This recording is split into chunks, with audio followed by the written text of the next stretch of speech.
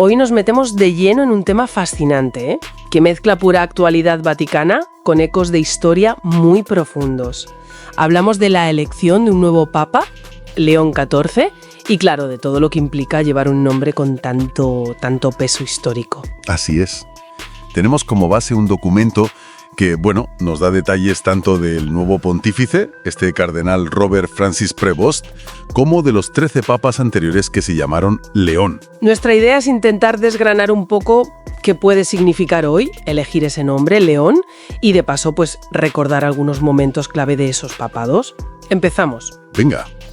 Y lo primero es que la elección del nombre rara vez es casual en un papa. León, que viene del latín leo, león, pues evoca inmediatamente imágenes de fuerza, ¿no? De realeza, de valor. Claro, como el animal. Exacto. Simbólicamente se asocia a un liderazgo firme, a la protección de la fe. Es casi una declaración de intenciones, vamos. Interesante. Pues hablemos de este León XIV, Robert Francis Prevost. Tiene 69 años, es agustino y se convierte en el papa número 267. Y ojo, el primero de Estados Unidos. Sí, un perfil curioso. Orígenes familiares diversos, franceses, italianos, españoles, y una formación académica potente. Estudió matemáticas, luego teología y también derecho canónico. Una mezcla poco habitual, quizás. Desde luego. Pero lo que me parece más fascinante, y el documento lo subraya, es su conexión tan profunda con América Latina. Ah, sí, eso he leído. Estuvo en Perú muchísimo tiempo, ¿verdad? Casi 3 décadas. Como misionero, formador de sacerdotes, profesor. Esa experiencia, esa sensibilidad pastoral que desarrolló allí, parece que fue lo que le acercó al Papa Francisco. Entiendo. Y Francisco lo nombró hace poco, en 2023, prefecto del Dicasterio para los Obispos, que es un cargo importante, ¿no? Importantísimo. Es el departamento vaticano que supervisa, digamos, a la gran mayoría de los obispos católicos del mundo.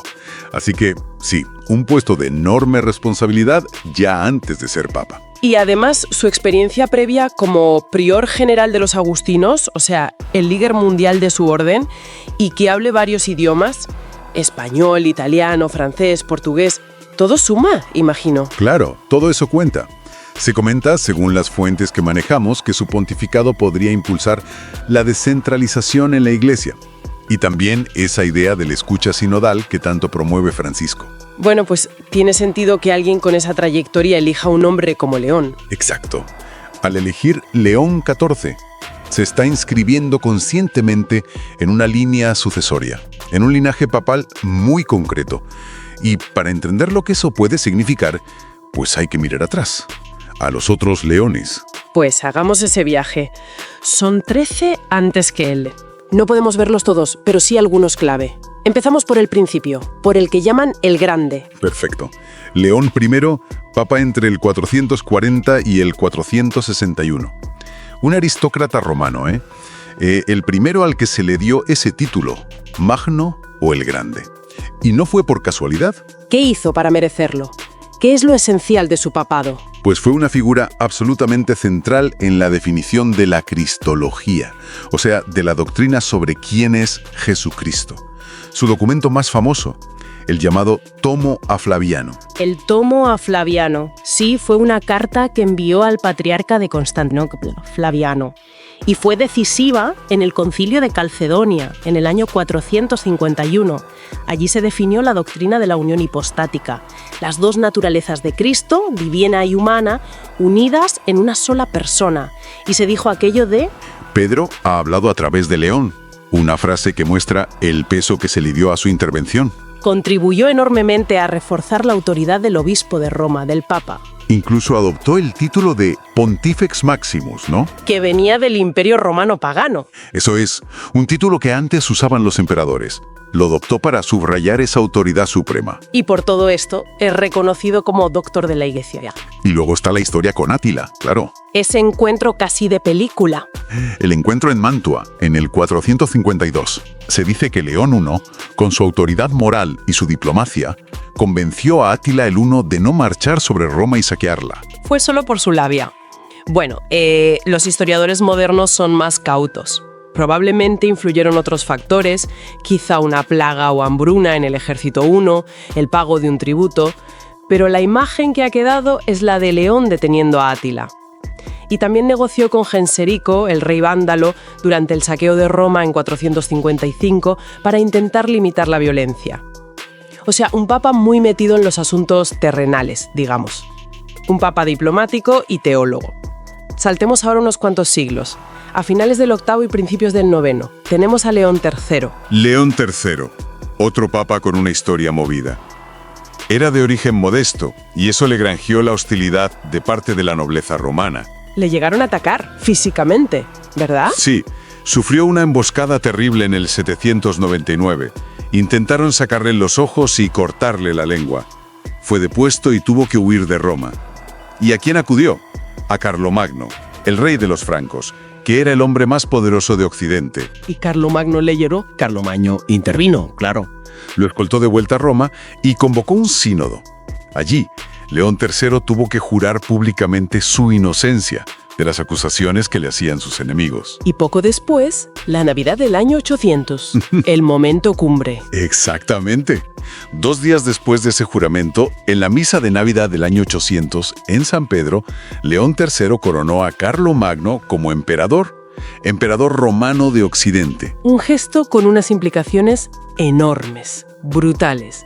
Significaba restaurar, al menos nominalmente, el imperio en Occidente, ahora bajo protección papal y con un rey franco a la cabeza.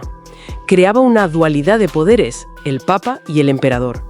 Marcó toda la Edad Media y la relación a menudo conflictiva entre el poder espiritual y el temporal. La coexistencia de dos imperios, el de Oriente en Bizancio y este nuevo en Occidente. Tela. Vaya momento histórico. Sigamos avanzando.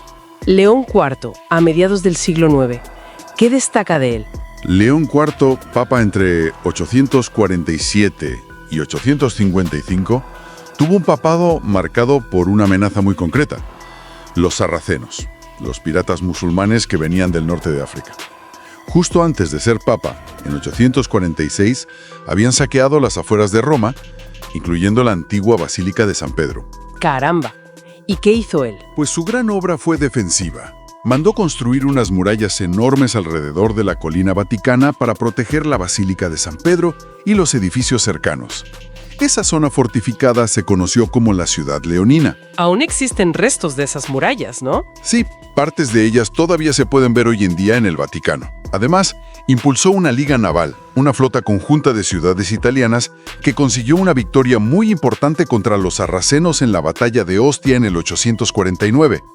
Y un detalle curioso, fue el primer papa en fechar sistemáticamente los documentos oficiales. Algo que parece obvio, pero que no lo era tanto. Un papa constructor y organizador, entonces. Saltemos de nuevo ahora a un momento crítico para la unidad de la Iglesia, el siglo XI con León IX. León IX, 1049-1054.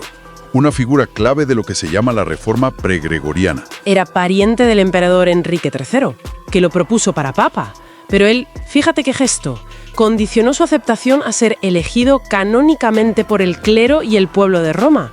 Quería marcar distancias del poder imperial. Ya apuntaba maneras reformistas. Totalmente. Luchó con mucha energía contra dos grandes problemas de la época: la simonía. La compraventa de cargos en la Iglesia. Exacto. Y el nicolaísmo, que es el matrimonio o concubinato de los clérigos, que ya entonces se intentaba prohibir en Occidente. Celebró muchos sínodos, viajó por Europa y, algo muy importante, internacionalizó el colegio cardenalicio. ¿Qué significa eso? Pues que trajo a Roma a figuras reformistas muy capaces de fuera de Italia, como el famoso Hildebrando de Soana, que luego sería el Papa Gregorio VII, el gran reformador, o el cardenal Humberto de Silva Cándida.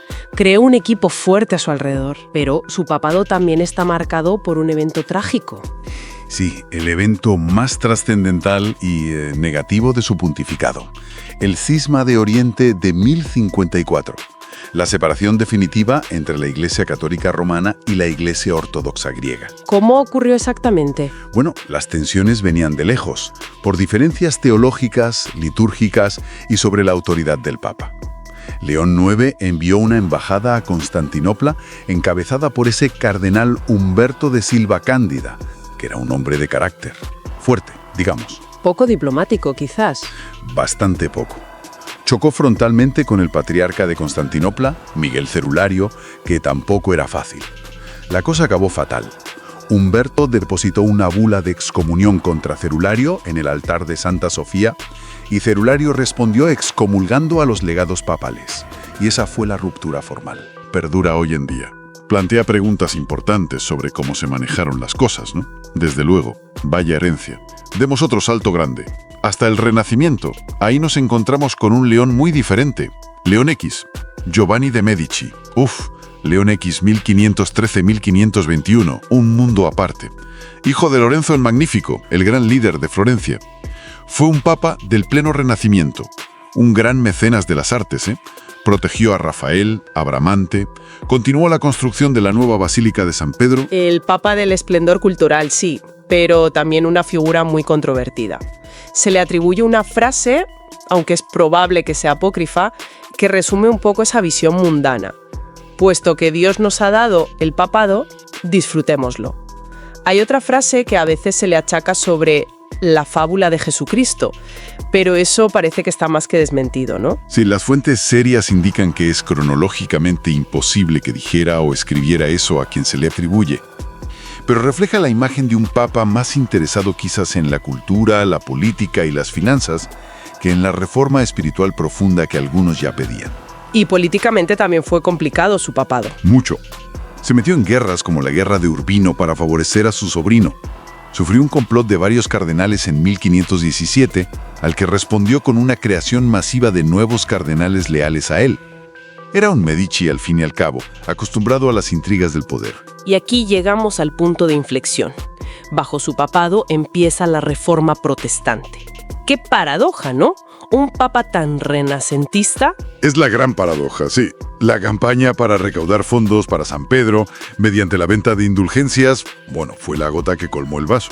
¿Las indulgencias eran como un perdón de los pecados a cambio de dinero o cómo funcionaba? No exactamente el perdón de los pecados, sino la remisión de las penas temporales que quedaban por cumplir tras el perdón. Pero la forma en que se predicaban, sobre todo por gente como el dominico Johann Tetzel en Alemania, sonaba muy a compra el cielo. Y eso provocó la reacción de Lutero. Exacto. Martín Lutero, un monje agustino y profesor de teología, clavó sus famosas 95 tesis en la puerta de la iglesia de Wittenberg en 1517, criticando precisamente la venta de indulgencias y cuestionando la autoridad papal para concederlas. ¿Y cómo reaccionó León X? Al principio quizás no le dio toda la importancia que tenía, pero cuando vio que la cosa iba en serio, condenó las tesis de Lutero con la bula Exsurge Domine en 1520, pidiéndole que se retractara. Como Lutero no lo hizo y quemó la bula públicamente, León X lo excomulgó definitivamente con otra bula, Deset Romanum Pontificem, a principios de 1521. Pero ya era tarde. La reforma estaba en marcha. Un pontificado que empezó con esplendor y acabó abriendo una de las mayores crisis de la historia de la Iglesia occidental. Así fue. Marcó un antes y un después sin duda. Y para terminar este recorrido, nos vamos al último León antes del actual, León XIII, finales del siglo XIX y principios del XX. León XIII, 1878-1903, un pontificado larguísimo, 25 años. Y en una época de cambios brutales, la revolución industrial a pleno rendimiento, el auge del socialismo y el anarquismo, la cuestión de la relación Iglesia-Estado tras la unificación italiana que había acabado con los estados pontificios. Un papa en la modernidad. ¿Qué fue lo más destacado? Pues tuvo varias facetas importantes. Abrió los archivos vaticanos a los investigadores, algo muy significativo. Promovió mucho la filosofía de Santo Tomás de Aquino con su encíclica Aeterni Patris. Pero por lo que es más conocido, sin duda, es por la Rerum Novarum. La encíclica de 1891, la primera gran encíclica social. Correcto. Ahí abordó de frente la llamada cuestión obrera. Denunció las condiciones de explotación de muchos trabajadores en las fábricas, defendió el derecho a un salario justo y a formar asociaciones obreras, sindicatos. Pero sin apoyar el socialismo. No, rechazó la lucha de clases y la abolición de la propiedad privada que proponía el socialismo. Buscaba una tercera vía, digamos, basada en la colaboración entre clases y los principios cristianos. Fue el punto de partida de toda la doctrina social de la Iglesia moderna, un documento fundamental. Y también fue un papa diplomático, ¿no? Muy hábil. Consiguió poner fin a la Kulturkampf, ese conflicto duro entre el Estado prusiano de Bismarck y la Iglesia Católica en Alemania. Intentó un acercamiento con la Tercera República Francesa, que era muy laicista, aunque mantuvo el conflicto con el Reino de Italia por la cuestión romana. Incluso actuó como mediador en conflictos internacionales. Y fomentó las misiones, un primer acercamiento ecuménico. Ajá. Y fue el primer papa filmado. Sí, ese detalle curioso. Hay imágenes de él de 1896. Un papa que vivió la transición del siglo XIX al XX, con todos sus desafíos. Bueno, pues menudo recorrido. Hemos visto leones que fueron grandes teólogos, otros diplomáticos natos, constructores, mecenas del arte, reformadores. Figuras muy distintas entre sí, exacto. Afrontaron invasiones bárbaras, cismas profundos, el nacimiento del protestantismo, las revoluciones industriales y sociales. Entonces, ¿qué podemos concluir? ¿Qué significa llevar ese nombre? Pues parece que el nombre León es como una constante declaración de intenciones, ¿no?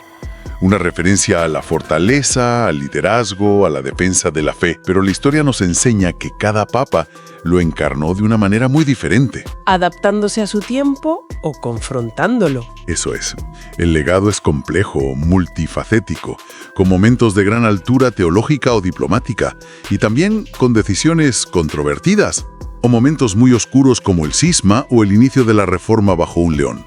Y esto nos deja quizás con una reflexión final para quien nos escucha, ¿no? Sí, una pregunta abierta. ¿De qué manera creen que todo este peso histórico, la sombra o la luz de estos 13 papas león anteriores podría influir, consciente o inconscientemente, en las decisiones, en el estilo, en el pontificado de este nuevo León XIV que ahora comienza? Es el nombre una carga que condiciona.